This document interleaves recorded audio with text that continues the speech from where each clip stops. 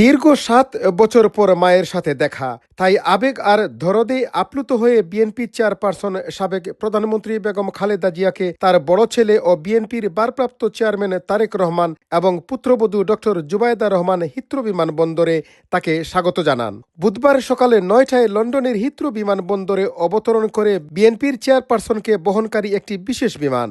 এ সময় যুক্তরাজ্যে বাংলাদেশের ভারপ্রাপ্ত হাইকমিশনার হযরত আলী খান তাকে ফুল দিয়ে স্বাগত জানান।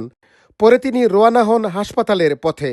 এখানে হাসপাতালে যে কদিন চিকিৎসকরা মনে করবেন ওনার হসপিটাল থাকা প্রয়োজন, ওনার একটা রিভিউ করা প্রয়োজন, কারণ আপনি দেখেন উনি দীর্ঘদিন অসুস্থ অবস্থায় হসপিটালে ছিলেন, দীর্ঘদিন ষড়যন্ত্রমূলক মিথ্যা মামলায় উনি কারান্তরীণ ছিলেন, যেখানে ওনার সুচিকিৎসা করা হয় নাই। মা খালেদা জিয়াকে ড্রাইভ করে নিয়ে যান ছেলে তারেক রহমান, সাথে ছিলেন পুত্রবধূ ডক্টর জুবাইদা রহমানও। বেগম খালেদা জিয়াকে স্বাগত জানাতে বিমানবন্দরের সমাগম ছিল বিএনপির নেতাকর্মীদের। আমরা বলবো যে এই যে ফেসিবাদের সরকার যেভাবে উনাকে স্লো পয়জন দিয়ে হত্যা করার চেষ্টা করেছে, এটা আমরা ব্রিটিশ ডাক্তারের মাধ্যমে আমরা আশা করছি যে উনি সত্যটা আমরা পাবো। সুচিকিৎসা পেয়ে উনি বীরের বেশে বাংলাদেশে যাবেন। উপস্থিত হয়েছেন, এটা মন থেকে ভালোবাসা।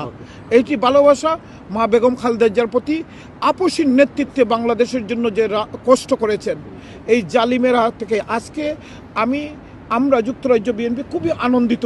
এটাই বলবো যে আপনারা আমাদের প্রাণপ্রিয় নেত্রী দেশনেত্রী বেগম খালেদা জিয়া উনি লন্ডনে এসেছেন চিকিৎসার জন্য, ওনার জন্য আপনারা দোয়া করবেন যাতে উনি তাড়াতাড়ি সুস্থ হয়ে বাংলাদেশের স্বাধীনতা সার্বভৌমত্ব রক্ষা, গণতন্ত্র, মানুষের অধিকার, মানুষের ভোটের অধিকার প্রতিষ্ঠায় কাজ করতে পারেন।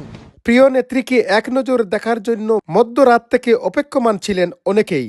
পরে লন্ডনে চিকিৎসা নিতে আসা বিএনপির চেয়ারপারসন বেগম খালেদা জিয়াকে লন্ডনের একটি ক্লিনিকে নিয়ে যাওয়া হয়। চৌধুরী মুরাদ, সুরমা টিভি 24।